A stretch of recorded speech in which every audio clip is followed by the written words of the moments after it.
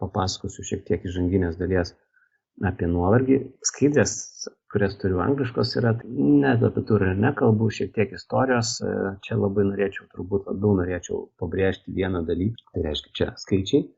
Kai kur literatūroje iš viso tik vienas skaičius, 90%, tai reiškia iki 90% visų fiksuojamų tyrimų, kurie pasitaiko, sakykime, mechanikos inžinerijos srityje, yra susiję su nuovargiu.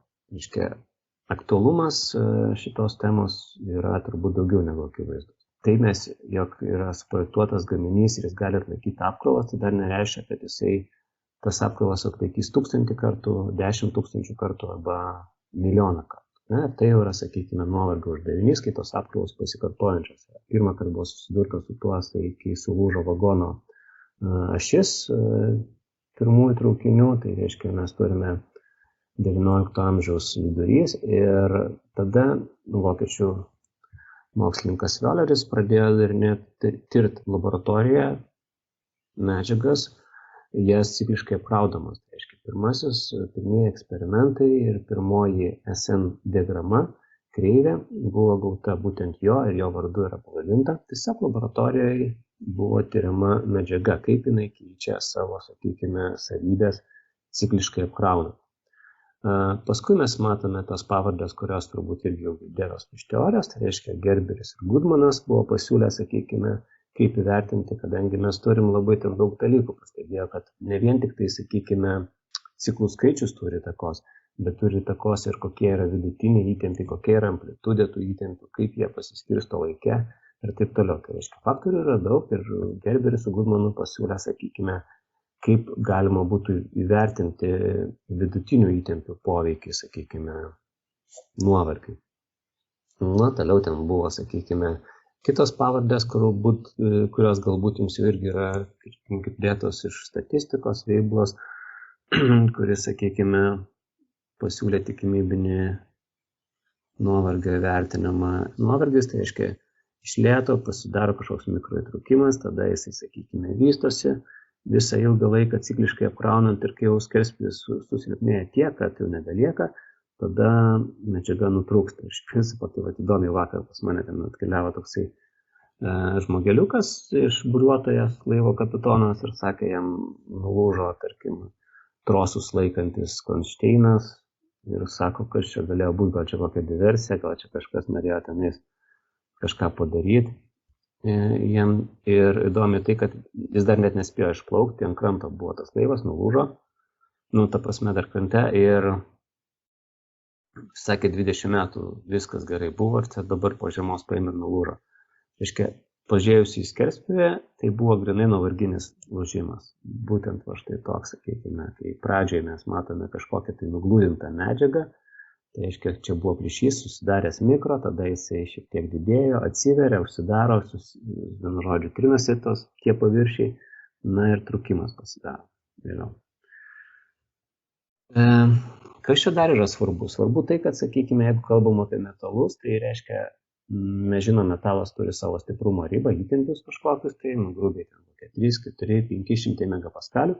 Tai patvarumo riba, arba jeigu mes tokiais įtempiais medžiagą apkrautume cikliškai, 10 milijonų kartų ciklų, tai jinai sumažėja iki 30, 40, 35, 40%. Tai reiškia ženklų. Mūsų, sakykime, jau skaičiavimuose mes turėtume naudoti nestiprumo ribą dalintą iš kažko, tai bet dar ir padaugintą iš 0,35. Jeigu tai numatoma, jog bus ciklinės apkrovos. Ir aišku, čia priklauso nuo medžiagos, priklauso nuo įtempių, kokie ten vyrauja, ar tai išlyties įtempiai, ar normaliniai įtempiai, medžiaga trapi ar plastiška, čia daug reikalų yra, aišku, bet iš principo mes galim bent jau grubiai įsivaizduoti, kad tai yra liekamoji geba stiprumo apie 40% nuo statinės. Toliau šiek tiek terminai, kurie turbūt jau žinomi, bet kad mes galėtume susikalbėti, reiškia vidutiniai įtempiai. Tai tokie, kaip įsivaizduojam, kad mes apkraunam iki vidutinių įtempių medžiagą ir paskui cikliškai mes nuo tos reikšmės tai sumažinam apkrovą, tai padidinam apkrovą. Apkrovą tai mes galim išreikšti jėgą. Aišku, kai mes tą jėgą, sakykime, įvertinę skerspjūvį, galime perskaičiuoti ir įtempius, tai čia irgi lygiai tas pats. Ar tai įtempiais pavaizduosime, ar jėga, tai didelio skirtumo čia nebus. Na, sakykime, mes turime maksimalius įtempius, mes turime vidutinius ir minimalius įtempius. Vienas iš tokių parametrų, jeigu visi kiti daugiau mažiau viskas aišku, tai yra stres ryšio arba apkrovos asimetrijos koeficientas, kuris yra lygus minimali apkrova arba įtempiai dalinti iš maksimalių apkrovų arba įtempių. Na ir jisai, aišku, gali būti įvairus, bet iš principo jisai labai daug ką nusako, arba juo remiantis mes galime pasakyti, kas tai yra per apkrovimas, charakterizuotą apkrovimą. Toliau, čia angliškai, bet mes lietuviškai, sakykime, žinome, kad tai yra patvarumo riba, tai yra kokie didžiausi įtempiai, kuriuos medžiaga gali atlaikyti nesuirdama 10 milijonų ciklų skaičių, arba kažkoks kitas ciklų skaičius. Pavyzdžiui, yra ir kitokių, tai yra ilgamžiškumas. Irgi terminas, kuris parodo, kiek ciklų medžiaga gali atlaikyti, jeigu jinai bus veikiama būtent tokių įtempių arba tokio apkrovimo, su vidutiniais įtempiais, su amplitudės, su maksimaliais įtempiais ir taip toliau. Ir asimetrijos koeficientų. Ir atsparumas nuovargiui, prie kurių medžiaga nulūš po tam tikro ciklų skaičių. Gerai, tai dabar grįžtame prie tos minėtos Violerio kreivės, tai reiškia SN kreivė. S mes sakome, kad tai yra stres, N tai yra skaičius, number of cycles. Ir ta kreivė atvaizduojama štai tokiose ašyse, X ašyje mes turime ciklų skaičių, ordinačio ašyje mes turime įtempius. Dažniausiai tai yra, sakykime, įtempiai, prie kurių medžiaga sulūžta. Tiesiog, aišku, tai yra tiesiog įtempiai, bet kai mes jau atidedam taškus, tai, sakykime, tai įtempiai, prie kurių medžiaga sulūžo. Bandinys, turbūt taip, nes čia nustatoma eksperimentiškai, tai reiškia įmamas bandinys pirmiausia tai, tada mes turim žinoti jo savybės, tada, sakykime, jeigu jo stiprumo riba, pavyzdžiui, yra statinė apie 800 megapaskalių, tai, sakykime, ta reikšmė sumažinama iki, pavyzdžiui, 700 megapaskalių ir apkraunam tokia jėga, kuri sudaro medžiagoje 700 megapaskalių. Jėga kinta ir skaičiuojame ciklų skaičių. Kiek ciklų jisai atlaiko? Tada, kai gauname ciklų skaičių, prie kurių jinai sulūžo, pavyzdžiui, čia mes turime 10 tai 10 tūkstančių ciklų, čia galbūt kažkas mažiau, jinai sulūžo, gerai, mes tada mažinam įtempius ir vėl, sakykime, skaičiuojame ciklų skaičių, prie kiek jinai sulūžta. Ir tokiu būdu mes, kai atidedam visą eilę taškų, tai mes gaunam, sakykime, taip vadinamą SN kreivę arba Violerio kreivę. Ir mes matome, kad jeigu kuo mažesni įtempiai apkrovimo, tuo didesnį ciklų skaičių medžiaga atlaiko. Na ir kai jau gaunasi tokia riba, kai jinai atlaiko 10 milijonų ciklų skaičių, čia turbūt šitas brūkšnys yra, nesuirdama, tai mes šitą ribą, šitus įtempius mes vadiname medžiagos patvarumo riba. Ir kaip jau sakiau, jeigu matome, kad medžiagos stiprumo riba yra statinė apie 800 megapaskalių, sakykime, čia vizualiai, tai tas 35–40% beveik čia panašiai ir gaunasi. Patvarumo riba medžiagos šitos, kuri pateikta bandymuose, yra apie 340 megapaskalių. Čia yra kita medžiaga, manau, kad tai yra aliuminis, dabar nepamenu, ir jis dar turi tokias savybės, kai kalbam apie plienus, viršutinė medžiaga yra plienas, tai jinai, sakykime, turi asimptotiškai artėja prie patvarumo ribos ir ten paskui nusistoja tokia horizontali tiesė gaunasi. Su medžiagom, sakykime, tokiom kaip aliuminio lydinys, kartais būna, kad ne visos, bet pasitaiko, jog jinai nesustoja prie tam tikros patvarumo ribos ir toliau, sakykime, mažinant įtempius, tas ciklų skaičius didėja, bet jinai vis tiek nulūžta, ta kreivė toliau važiuoja žemyn. Reiškia, irgi reikia žinoti, kad ne visos medžiagos vienodai elgiasi. Toliau dar yra tokie terminai kaip mažaciklis ir daugiaciklis apkrovimas. Reiškia, mažaciklį mes vadiname, kai įtempiai yra ties medžiagos takumo riba ir medžiagoje atsiranda dar ir plastinės deformacijos, ne tik, kad, sakykime, vien tik tampriosios deformacijos. Ir tokiu atveju, tokio apkrovimo atveju medžiaga atlaiko dažniausiai iki 10 tūkstančių ciklų skaičių. Daugiaciklis apkrovimas, tai kai įtempiai ženkliai mažesni nei kad medžiagos takumo riba, arba tikrai mažesni, ir bandinys atlaiko daugiau nei 10 tūkstančių ciklų skaičių. Tai čia yra duomenys pateikti daugiaciklio tyrimo, matuojami įtempiai, prie kurių sulūžo bandinys. Dabar būtų viskas gerai, bet faktorių yra daugybė, kurie įtakoja medžiagos savybės. Tie faktoriai tai yra tokie kaip paviršiaus šiurkštumas, matmenys bandinio, įtempių koncentratoriai, temperatūra, greitis, dažnis, anisotropiškumas ir daugelis dalykų, kurie turi įtakos medžiagos nuovargį. Ir esminės įtakos. Jeigu palyginti su statika, tai turime žymiai daugiau problemų. Nežiūrint to, kad gauti kreivę medžiagos kaip tą savybę, reikia daug bandymų atlikti, vis tiek 10 milijonų ciklų. Apkrauti medžiagą tai nėra taip paprasta, ne? Tai užima laiko, net ir turint greitas bandymo mašinas, o dar, kad tenais tų taškų būtų ne vienas, o keli, tai mums reikia. Čia kalbama apie mėnesius, kaip bandymus, bet dar baisiau, kad turi įtakos daugybę faktorių rezultatų. Todėl žmonės galvoja, kaip viso to išvengti arba kaip nustatyti kažkokias priklausomybės nuo paviršiaus šiurkštumo, nuo kitų dalykų. Bet dar be viso to esminė turi įtaką, tai yra vidutiniai įtempiai. Nes pats pavojingiausias atvejis, tai kai mes turime taip vadinamas simetrinis ciklas. Simetrinis ciklas, kai R yra lygus -1, tai reiškia minimali įtempių reikšmė ir maksimali įtempių reikšmė, skaitinė vertė jos yra vienodos, tik tai ženklas skiriasi. Tai reiškia, du skaičius daliname, gauname -1 asimetrijos koeficientą. Na ir tai yra vienas iš pavojingiausių atvejų. Bet nežiūrint to, mes galim turėti ir kitokius atvejus, visą aibę jų, tai reiškia vidutiniai įtempiai gali būti pusė maksimalių, tada mes turėsime pulsuojantį ciklą, R yra lygu 0, minimalus įtempiai lygus 0, maksimalus kažkokiai tai reikšmiai, daliname tuos du skaičius, reiškia 0 skaitiklyje ir gaunam 0.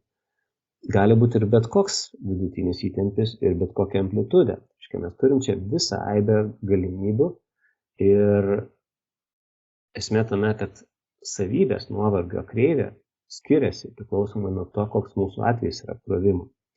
Tai reiškia, negalėtų ten turėti tūkstančius eksperimentų, kurie ten trunka mėnesiais, kad žinotum apie medžiagą šiek tiek informacijos. Reiškia, čia didžiulė problema ir dėl to žmonės galvoja, kaip tai spręsti arba siūlo kaip tai spręsti. Tai tokia yra taip vadinama, kad tai parodyti yra HIGO. Sakykime, kad pavyzdžiui mes turime vidutinius įtempius kažkokius tai X ir amplitudė yra kažkokia tai Y. Vadinasi, ta medžiaga atlaikys tokį N ciklų skaičių 14. Čia prie skirtingų ciklų skaičiaus gautos skirtingos kreivės. Jeigu, sakykime,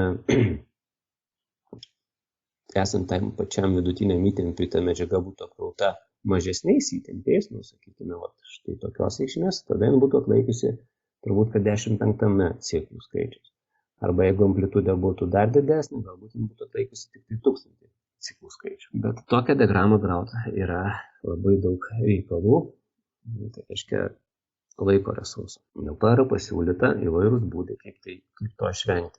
Ir čia tos pavardės kaip Goodmanas, Gerberis, matytos pradžioje, vėlgi pasiūlė savo metodus. Pirmiausia, tai atliekamas su simetriniu ciklu nuovargio bandymas arba gaunama kreivė reikšmės. Ir tada šita reikšmė ašyse, prašau, nepaminėjau, tai yra ašys yra vidutiniai įtempiai ir įtempių amplitudė.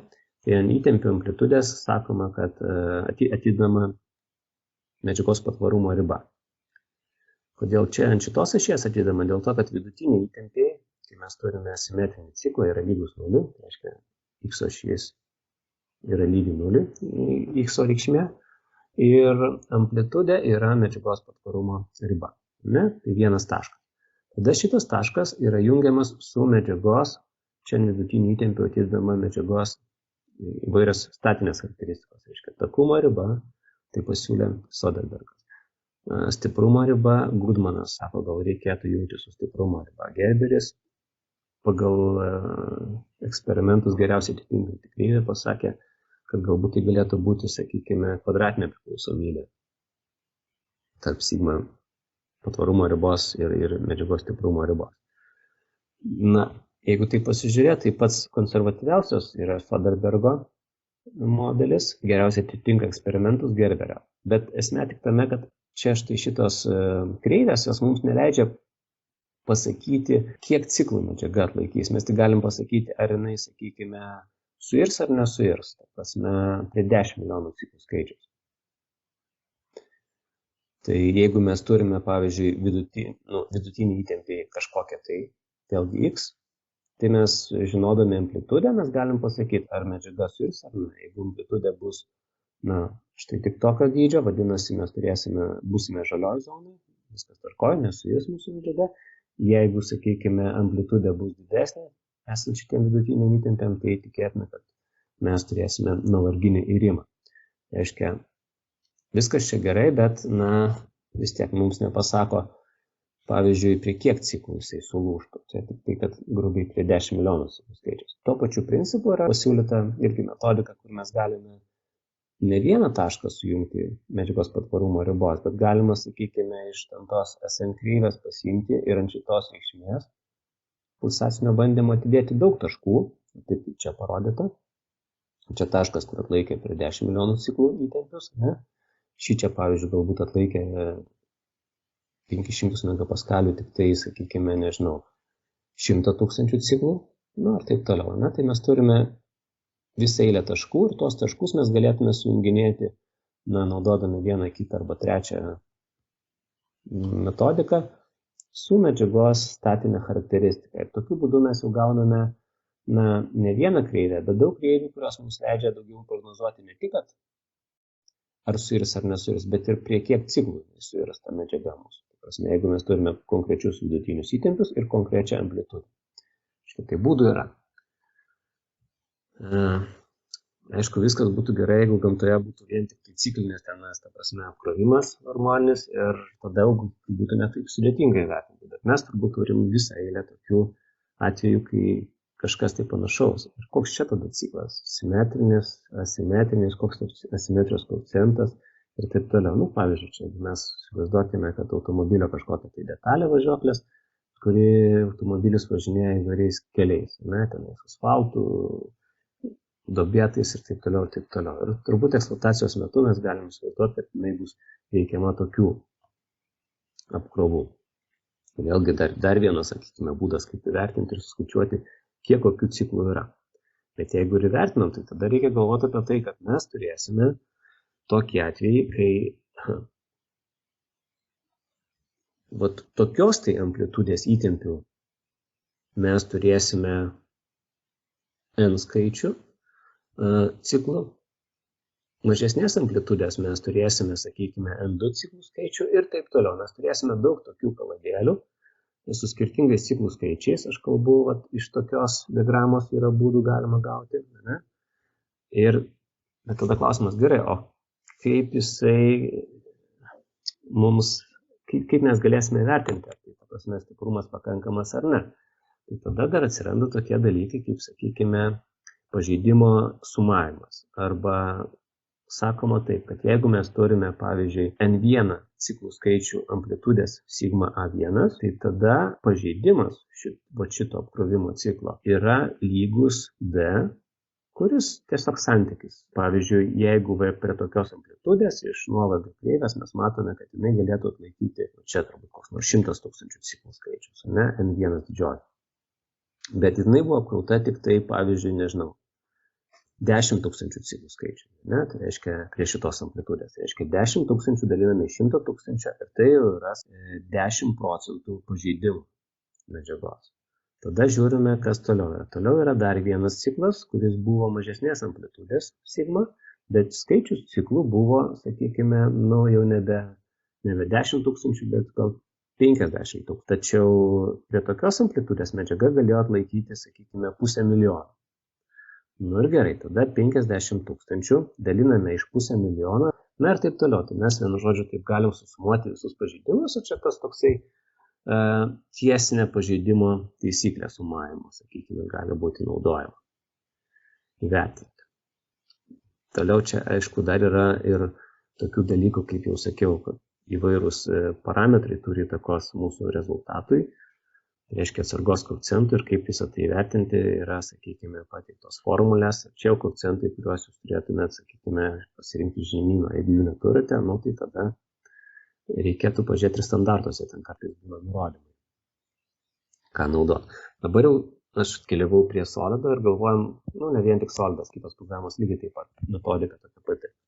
Pirmiausia, programos neskaičiuoja uždavinio, jeigu fatigue yra analizė, nuovargio analizė, tai ten nesprendžiamas būtinių elementų uždavinys arba netaikoma būtinių elementų metodika, o ten yra tik tai pasiemami rezultatai iš prieš tai buvusių skaičiavimų. Tai reiškia, mes pirmiausia turime atlikti kažkokius tai skaičiavimus, ar tai statinius, ar tai netiesinius, non-linear analizės ir gauti turime rezultatus, tai yra įtempius.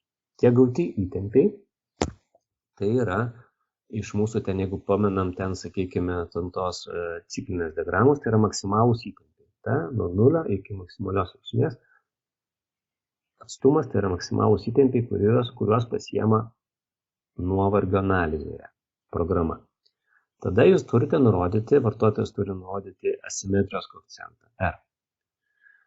Turėdama programa šitus du skaičius, pasiemusi vieną iš statinės analizės, sakykime, o kitą jūsų nurodytą, jinai gali apskaičiuoti minimalius įtempius.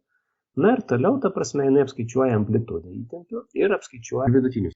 Vartotojas gali pasakyti, rodamas ten tą load ratio arba asimetrijos koeficientą R, kam jisai lygus, ir čia jau taip jau suprantama, ne? Jeigu -1, tai reiškia simetrinis ciklas, jeigu tai yra 0 lygus, tai yra pulsacinis ciklas, jeigu tai yra lygus kažkokiam tai skaičiui, tai programa, sakykime, pati tenais pagal tą. Dabar, kai jau mes ten matėm, kad ten gali būti, sakykime, įvairūs apkrovimai ir taip toliau, tai pati programa turi pas save, sakykime, irgi įdiegta, čia va dabar paimtas screenshotas iš Ansyso, bet ir Solide tas pats yra, ta prasme, kaip yra skaičiuojami arba kaip atliekama korekcija, ta prasme, kaip įvertinti tą ilgamžiškumą. Tai programos naudoja tokį mean stress correction teoriją. Tai ta prasme, būtent tos Gerberio, Goodmano diagramos pagrindu yra koreguojamos reikšmės amplitudžių ir vidutinių įtempių, kad jos galėtų būti paimtos ir prilygintos su medžiagos nuovargio paprasčiausia kreive.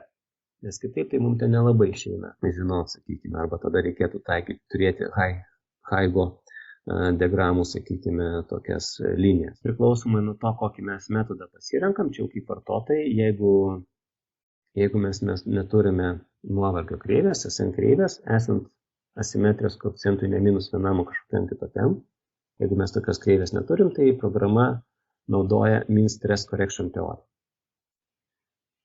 Aišku, reikia pasirinkti nors iš tų variantų, nes jeigu nieko nepasirinkti, tai tada matome violetinę kreivę, štai tokia. Ir visai nesvarbu, kokie yra vidutiniai įtempiai, ar jie yra lygus 0, ar jie yra lygus, nežinau, netgi daugiau negu takumo riba. Programa sako, kad jos patvarumo riba visą laiką bus skaičiuojama, kaip, sakykime, kad veikia amplitudė pakankamai didelė. Ta prasme, gali būti tokia, kokia yra nustatyta iš simetrinio ciklo. Kai mes atliekame simetrinį ciklą, tai patvarumo riba, tai reiškia šita įtempių reikšmė, amplitudė, kuri, aišku, paskui mažėja, kai mes didinam vidutinius įtempius, kai vidutiniai įtempiai jau nebe lygus 0, bet lygus kažkam. Tai kai tie vidutiniai įtempiai jau yra, pavyzdžiui, artėja prie takumo ribos, tai ta amplitudė pagal Soderbergo metodiką jinai jau labai sumažėja. Pagal kitas metodikas mes matome, kad jinai dar pakankamai didelė. Čia visos šitos linijos, tai yra reiškia, kad medžiaga atlaiko 10 milijonų ciklų skaičių.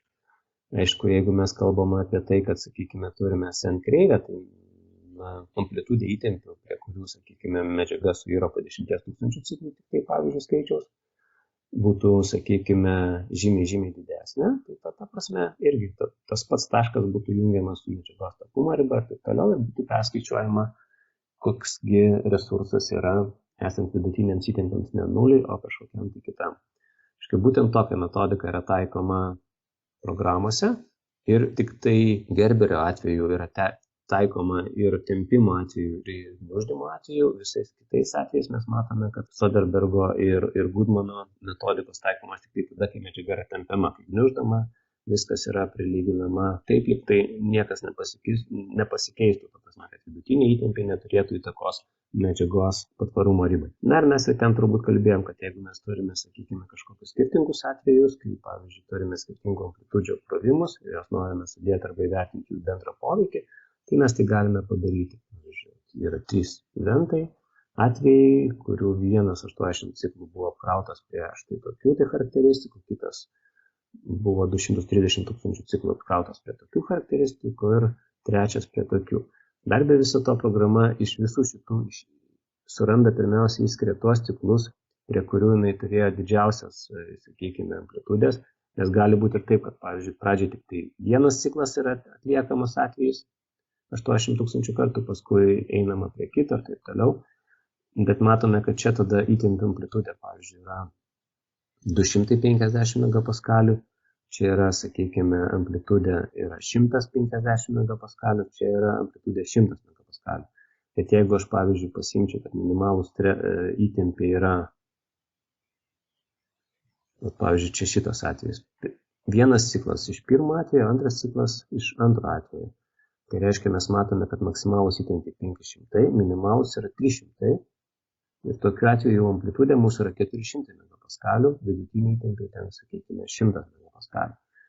Ir mes matome, kad šitas variantas yra pavojingiausias. Tada programa paima ir padaro, kad, sakykime, 80 000 kartų ciklai vertinami vienas po kito. Pirmas, antras ir taip toliau. Tada pati didžiausia, sakykime, amplitudė veikia ir pats pavojingiausias atvejis. Tada jau lieka, sakykime, iš 230 atimam 80, lieka 150 ciklų, tokių nepanaudotų dar ir tada vėl programa žiūri.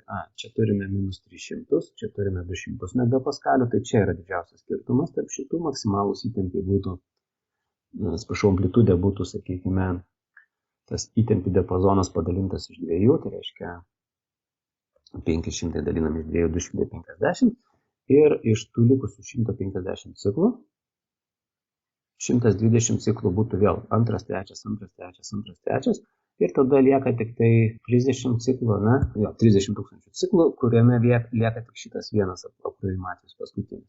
Ir tokiu būdu, sakykime, tas pavojingumas, vėlgi, jeigu mes pasakome, kad ten tie ciklai gali būti atsitiktiniu būdu, tai programa suranda patį pavojingiausią atvejį ir jį taiko. Irgi, kad tai galima būtų, sakykime, žinoti. Taip yra. Ir ką tenais mes galime gauti kaip rezultate, tai mes galime gauti, sakykime, life plot, tai reiškia, kiek ciklų detalė galėtų atlaikyti tokius tai įtempius. Damage plot tai parodo pažeidimo dydį, tai reiškia procentais, 100% tai reiškia medžiaga toje vietoje jau suirtų, 10% tai reiškia, kad mes dar turim resursą, jeigu virš 100, tai reiškia, mes turėsime dar anksčiau, kad jinai suirs net nepasiekus tam tikrą ciklų skaičių, kuris pradžioje būna nurodytas uždavinėje. Ir factor of safety, tai vėlgi ten yra skaičiuojama, sakykime, lyginant su patvarumo riba ir kitų, tai net ir nelabai čia turbūt kažką tai galėčiau per daug komentuoti dabar. Tiek čia jums papasakoju iš teorijos, gal net ir nemažai atėmiau laiko, bet kaip jau sakiau, tas skaičius 90%, tai parodo, kad jūs turite apie tai būti girdėję, tai tikrai. Ir jeigu ir antrą kartą girdėjote, tai irgi nieko baisaus. Ir jeigu čia buvo 90% dubliavimas, tai irgi nieko baisaus, to prasme, tai tik tai leidžia jums užtvirtinti dar tokius dalykus, kurie yra iš tikrųjų svarbus. Kai kažką projektuosite, jūs turite prisiminti, jei yra ciklinės apkrovos, tai turite tai ir įvertinti. Jei nežinot kaip, tai bent jau medžiagos stiprumo charakteristiką arba ribinius įtempius sumažinti tam tikrų, tarkim, 40%. Gerai. Aš dar to pačiu noriu parodyti, sakykime, eksperimentus iš, pas mūsų laboratorijų 160, kadangi mes tokio laboro kaip ir nenumatyta daryti, tai tiesiog čia labai tema, aš vis tiek parodysiu, kaip čia buvo atliekamas tas dalykas ir taip toliau. Tos bandymo mašinos būna įvairios, sakykime. Čia mes matome labai primityvę ir turbūt Violerio, sakykime, pavyzdžių parinktas, sakykime, toksai metodas, tai paprasčiausias elektros variklis. Mes matome čia guoliai, kuriuose, sakykime, yra tvirtinamas bandinys. Ir bandinys čia gale su rankenėlė mes spaudžiame per spiruoklę tą bandinį ir jisai visą laiką yra įspaustas. Ir tas variklis bandinį mes paspaudžiam, variklis pradeda suktis ir tas bandinys visą laiką sukamas. Tai reiškia, kad tas bandinys visą laiką yra lenkiamas ir bandinio forma yra štai tokia, didžiausia įtempė yra čia, kur, sakiau, ta dalis, kur guolis įtvirtinta, čia pridėta jėga ir čia mes turime, sakykime, didžiausius įtempius, lenkimo momentų. Ir bandinys, kai pasisuka 180 laipsnių, tai reiškia pusė apskritimo, tai taškas, kuris buvo viršuje, sakykime, tempėsi, jisai tam atsiranda apačioje, pradeda gniuždytis ir vėl jisai po pusę apsukimo jisai vėl tampa viršuje, vėl jisai yra tempiamas ir taip toliau. Ta prasme, mes turime tokį simetrinį plovimą pakankamai greita, viskas priklauso nuo variklio apsukų, reiškia mes pakankamai nesudėtingai ir greitai galime atlikti nuovargio bandymą. Tai čia toks vienas iš pačių paprasčiausių būdų, nes visi kiti yra visiškai netokios eilės paprastumo. Ir vienintelis dalykas, kas čia yra fiksuojama, tai yra fiksuojama sūkių skaičius. Aš net nežinau, kaip tai padaryta čia, ekrane, gal čia jisai tiesiog nuo laiko, žinomas, jeigu pastovus variklio sūkių dažnis, tai reiškia nuo laiko turbūt perskaičiuojama, gal ten yra kažkoks tai jutiklis, kuris tai daro, neįsivaizduoju, bet esmė tame, kad vienintelis, kas yra fiksuojama, tai yra fiksuojama, sakykime, ciklų skaičius. Ir kai yra nurodoma apkrova, tai programa pati apskaičiuoja įtempius ir taip gaunama, sakykime, reikšmė įtempių. Reiškia, pirmiausia, kaip jau sakiau, mes turim statinės charakteristikas tos medžiagos, o jeigu pasižiūrėtų, tai tos medžiagos stiprumo charakteristika ir stiprumo riba yra 700 ten kažkas, tai 25 megapaskalių. Tada tie įtempiai buvo sumažinti, pavyzdžiui, iki 400 ir paleistas bandymas. Tada nutrūko jisai prie pirmas bandymas, čia turbūt yra, prie 22 000 ciklų. Na ir įsirašėm į lentelę. Toliau vėl buvo, sakykime, sumažinti įtempiai iki 319, tai reiškia jėga sumažinta ir vėl buvo atliktas bandymas, jisai sulūžo prie 176 000. Matom, kad būna ir atvirkščiai, ta prasme, būna įtempiai dar sumažinti, tačiau jisai ir mažiau ciklų atlaikę, kažkas tai keisto yra. Tai būna, kad tie taškai taip pat iššoka, čia šitas mėlynas taškas. Bet tam ir yra eksperimentai, galbūt ten kažkoks buvo defektas medžiago, gal gamybos netikslumai ir taip toliau. Jeigu čia pasižiūrėtume, čia yra, sakykime, nuosekliai viskas mažėja, raudoni tie taškai. Na ir paskui galiausiai, sakykime, mes sakome, kad čia jisai atlaikė įtempius raudonas taškas, 180 megapaskalių,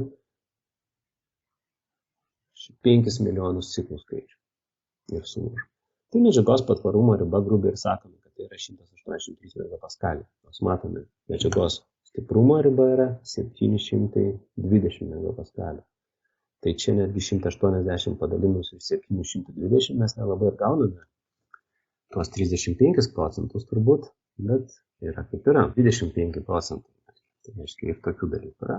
Buvo paprasčiausias metalas, bet priežastis turbūt tokio, sakykime, mažo santykio tarp stiprumo ribos ir patvarumo ribos bandinio paviršiaus kokybė. Čia jau jisai labai baisiai atrodantis bandinys. Natūralu, kad tas 25% ir nulėmė tokį dalyką. Čia gali būti, kad matosi net ir riešta buvo ir trūkis atsirado šitoje vietoje.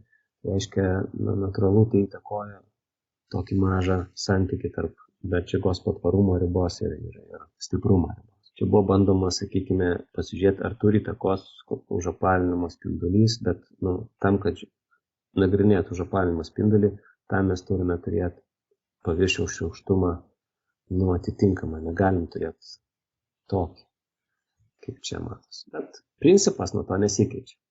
Rezultatas galbūt, principas ne. Dabar jeigu pasižiūrėti į bandinių skerspjūvius, kaip čia atrodė, ir vieni ir kiti su vienokiu ir kitokiu užapalinimo spinduliu, tai, ką žinau, iš principo visai taip įdomiai.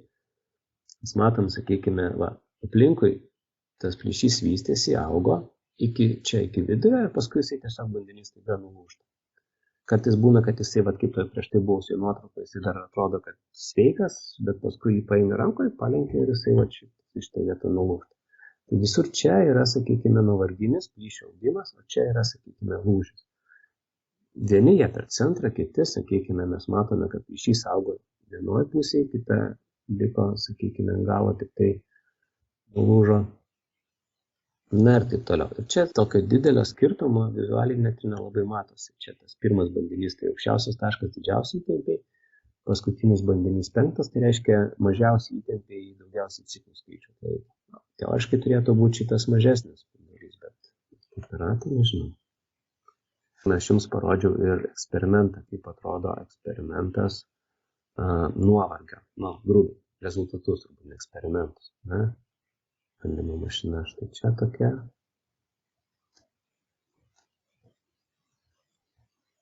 Ir čia, kaip sakiau, jinai labai yra primityvi. Turi mašiną, kuri, sakykime, yra šiek tiek sudėtingesnė, bet vėlgi, čia mes turime, dabar nebeatsimenu, turbūt, kiek ten, 2000 sukimų per minutę, tai per sekundę mes turime, kiek tenais, 40 Hz.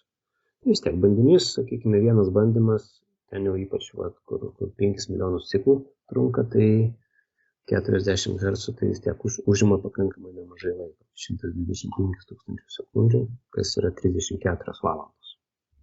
Pusantros paros. Tai čia su tokiu labai primityviu. O kitos bandymo mašinos yra greičiai, jų tokie, sakykime, už šiuolaikiškiausios, ką daugiausiai galima pasiekti, tai yra 50 Hz, jeigu kalbu nebe tokį lenkimą sukant, tai bet realiai turbūt apie 20 Hz, tai įsivaizduojam 20 Hz, tai mums reikia savaitę, gal tenais, jeigu 10 Hz, savaitę reikia klydinti, kol jisai nulūžta.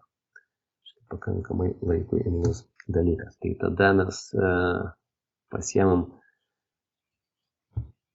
tos teorijos skaidrėse, didžioji dalis info yra pateikta, o daugiau tai čia viskas yra konkretaus uždavinio atveju. Tai mes ir dabar pamėginsime padaryti tą bandymą tokį. Pasiemu, aš nusibrėžiau tą stačiakampį, matmenys yra čia 40, bandymo ilgis 146, čia kas nuo 8, tai čia 4 mm, ir tvirtinime 12, tai čia 6 mm. Taip mūsų atrodė bandinys, ir volt, apie šitą ašį, turime bandinį.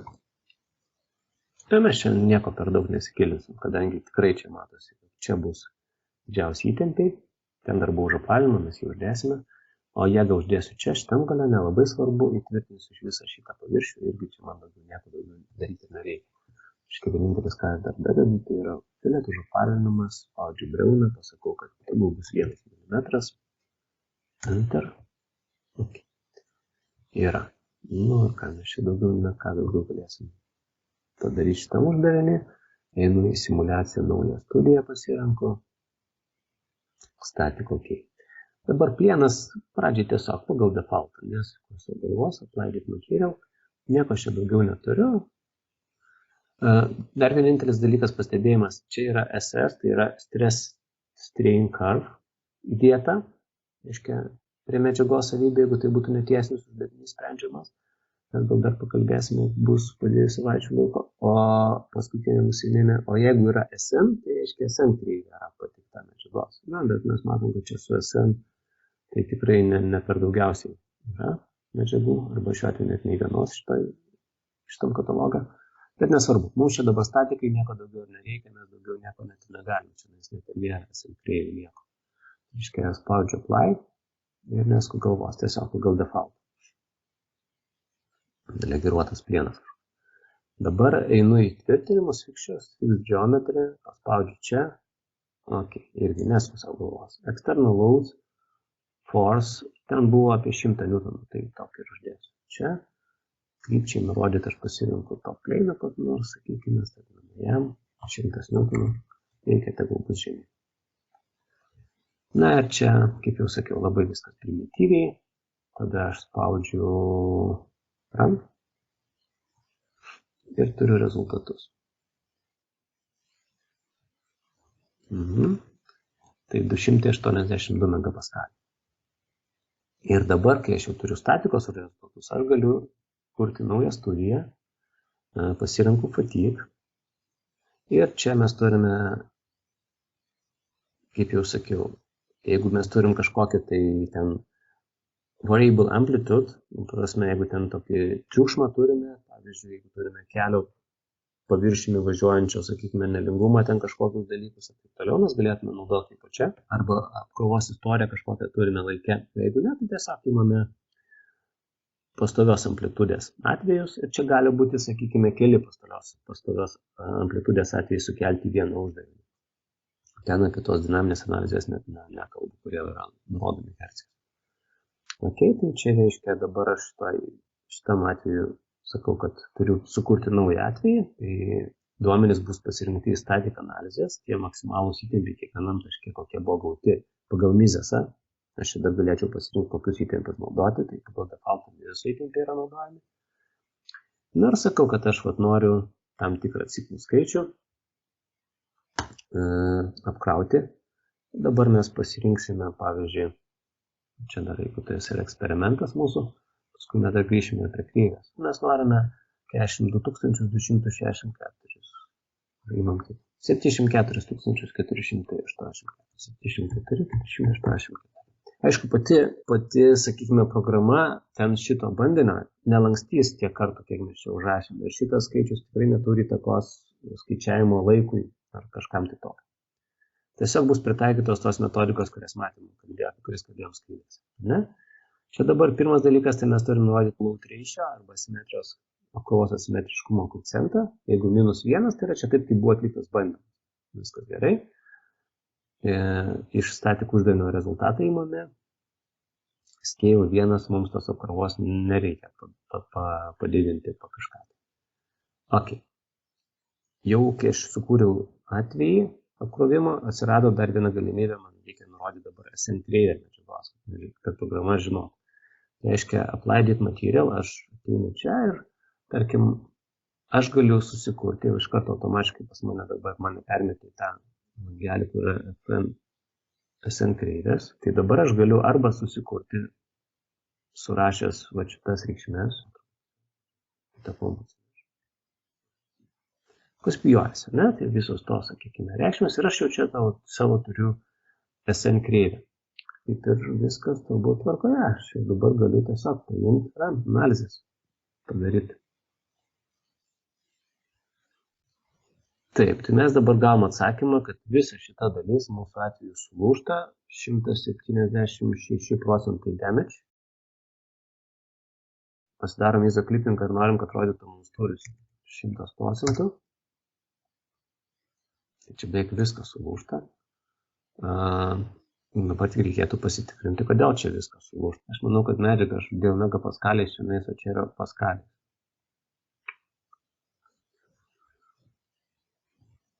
Taip, dėl to mums čia visos. Mes iki.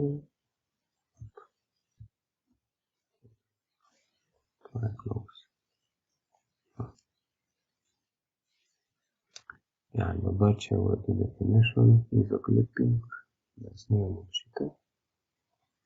Atrodyti pilnai, ok. Na ir čia mes matome, kad yra 85% pažeidimo. Jeigu aš dabar atsidaryčiau ten tą kreivę ir pažiūrėčiau, kurioje mes šią vietą radomės, nes mūsų statiniai įtempiai buvo 200 kažkiek tai, ne?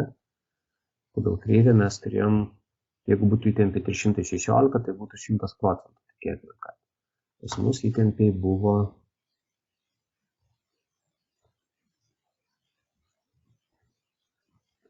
282,8. Tai mes galime tai pasižiūrėti, kiek čia mes koreliuoja. Tai 280,8 čia. Dabar aš norėčiau šitus įtempius. Kadangi tokį ciklų skaičių uždaviau, noriu gauti 100%. Pažiūrėti, čia labai 316,3 dalinu iš 282,8. Gaunu 1,12 grubiai. Tokį koeficientą aš turėčiau pasirinkti čia. Nebūtina perskaičiuoti, aš galėčiau net taip definition. Čia rašau 1,12, tai apkrova padidinta būtų tiek karto. Okay, tai reiškia dabar jau įtempiai čia turėtų būti 316, tokie kokie yra atitinkantis mūsų užduotą ciklų skaičių.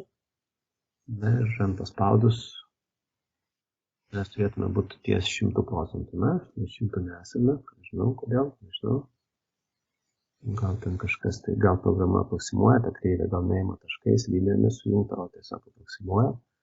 Ir dėl to gaunasi, bet principas yra toksai, mes sutelčiau kažkur turbūt netoli 100.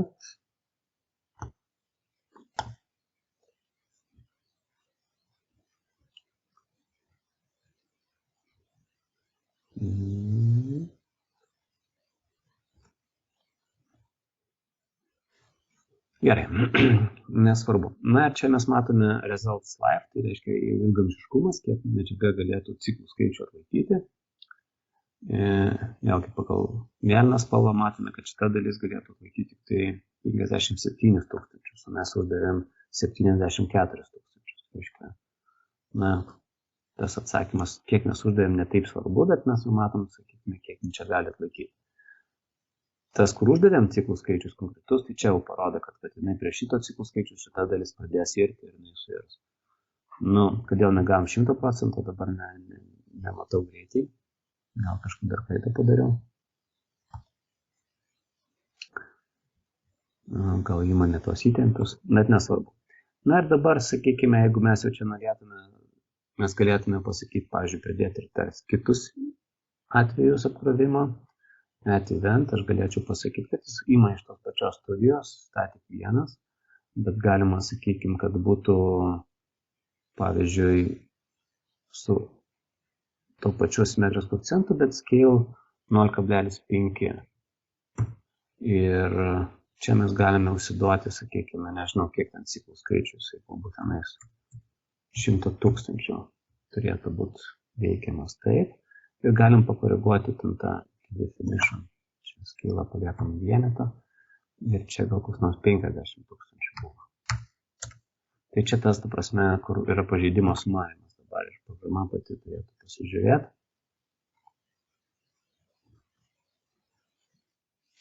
Kas gaunasi. Visai šitais atvejais dabar visai nereikia, sakykime, mean stress correction factor įvesti. Jeigu nueičiau čia dešinį properties, aš galiu čia keisti, sakykime, čia mes ne pagal mizės amato, o pagal įtempio intensyvumo parametrai yra skaičiuojami, vadinasi, tie, dėl to ir nebuvo 100. Tai čia mes galime, sakykime, pasirinkti vieną iš teorijų, bet tik tai tada, kai mūsų, sakykime, simetrijos koeficientas nesutampa su tuo, kuris yra pateiktas kaip medžiagų savybėse. Reiškia, jeigu mes turime, pavyzdžiui, simetrijos koeficientą 0,5 kaip apkrovimą, o medžiagų savybės turime tik taip su simetrijos koeficientu -1, tai mes čia turime pasirinkti kažkokį mean stress correction factor. Ir čia jau būtinai mes turim pasirinkti, nes jeigu nesirinkam, paliekam known, tai tada turbūt skaičiavimai bus mūsų labai netikslus ir į blogąją pusę. Jeigu čia aš pasirinkčiau OK, ir grįžčiau čia supreso šitas 1,12, tai gal tada gautųsi mūsų skaičius. Tai buvo 74.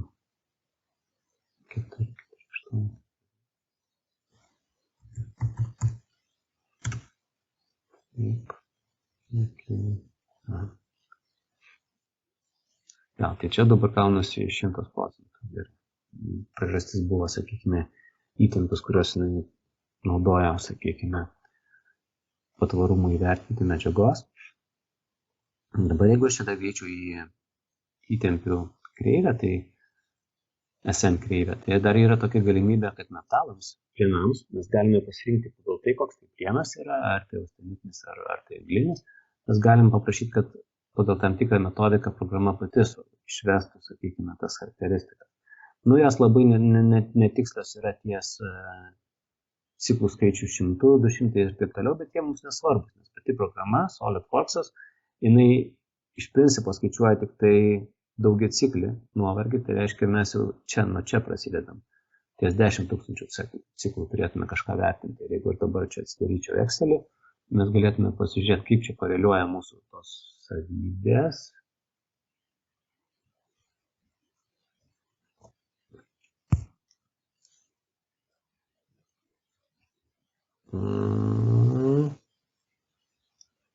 Ties, pavyzdžiui, 100 316. Čia bus 100 302. Tai kažkas panašaus, ne? Mes matome, sakykime.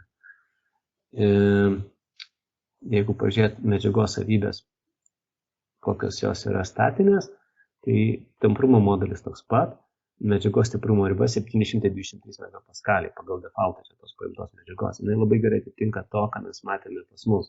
700, pamenam, 700 22 buvo 727.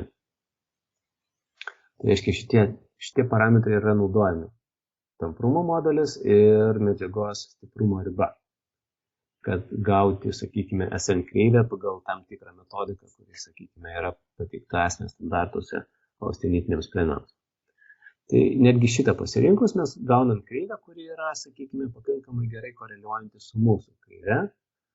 Ir irgi variantas yra, jeigu nieko neturim, jokio eksperimento naudoti. Bet aišku, jeigu ten medžiagos yra aliuminis ir taip toliau, tai nėra suimtas plienas, ir aš manau, kad nežinau, ar tinka tada tikrai. Tai va. Tai čia dar vienas niuansas, kai mes galim, sakykime, medžiagos SN kreivę užsiduoti, jeigu nerandam internete.